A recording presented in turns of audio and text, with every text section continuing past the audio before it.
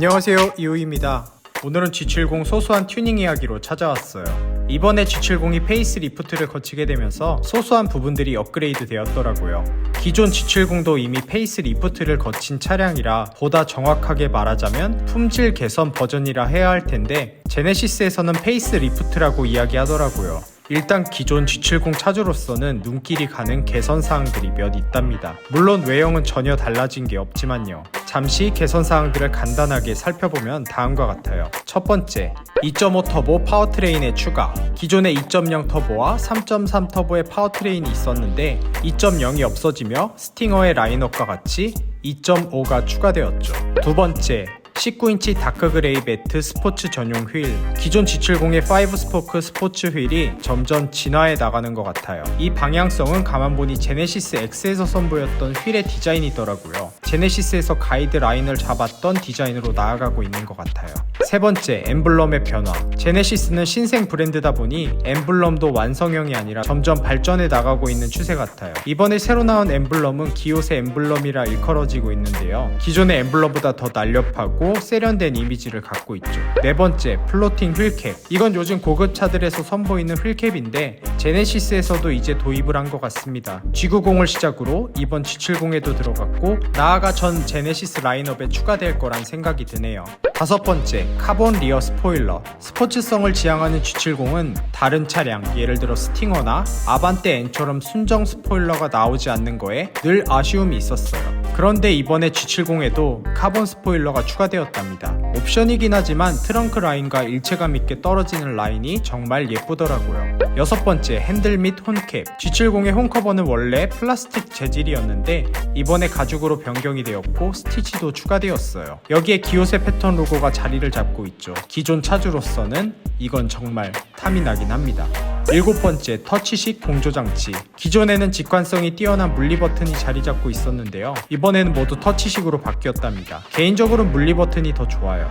여덟 번째, 프레임리스 룸미러. 기존 룸미러는 두꺼운 프레임을 갖고 있었는데 이번에는 프레임리스로 아주 날씬해졌어요. 사실 G70이 천장이 낮아 유리가 꽤나 누워있는 형태인데요. 그래서 그런지 시야가 그리 넓지 않은 차랍니다. 게다가 룸미러도 두꺼워 조금 답답함이 들죠. 기존 차주로서는 이 부분도 꽤나 부러운 변화입니다. 제가 쭉 살펴본 결과 파악한 건 다음 8가지인데 혹시 구독자님들이 아시는 게 있다면 댓글 달아주세요. 여기에 대해서는 두 번째 페이스 리프트에 대한 컨텐츠를 따로 만들어도 좋을 것 같아요. 잠시 첨언하자면 제네시스에게 화가 나는 부분도 있어요. G70에는 결코 앰비언트 라이트를 허락해주지 않더라고요. 이건 분명히 할 수 있는 부분일 텐데 말이죠. 아무튼 이 8가지 변화 중에서 플로팅 휠캡과 카본 리어 스포일러는 탐이 나더라고요. 그래서 품번을 검색해 모비스 대리점을 통해 구매해보려고 했는데 일단 플로팅 휠캡은 해당 부속을 옵션으로 갖고 있는 차량에 한해서만 판매하더라고요. 즉 이번에 나온 차량을 구매한 사람에게만 부품을 판다는 것이었죠.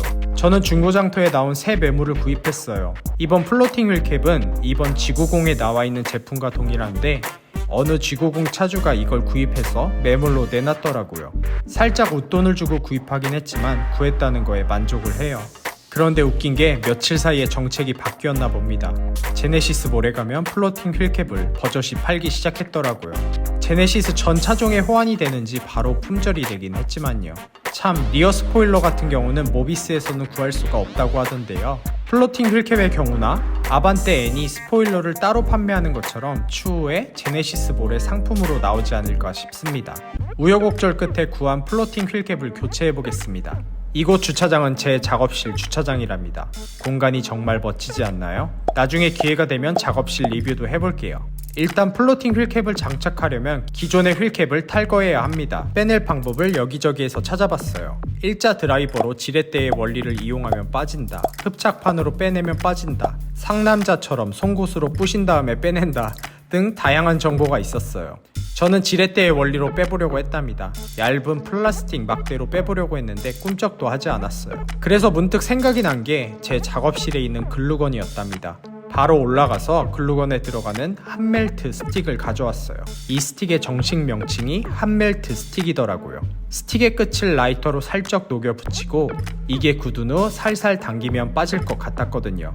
한번 해보기로 했죠. 막상 해보니 느낌상 스틱 한 개로는 왠지 될 것 같지는 않아서 3개를 붙였어요. 이렇게 붙여놓고 잠시 굳히며 다른 휠에도 같은 작업을 하려 했는데 스틱이 이중으로 꺾여 접착 부위가 떨어질 것 같더라고요.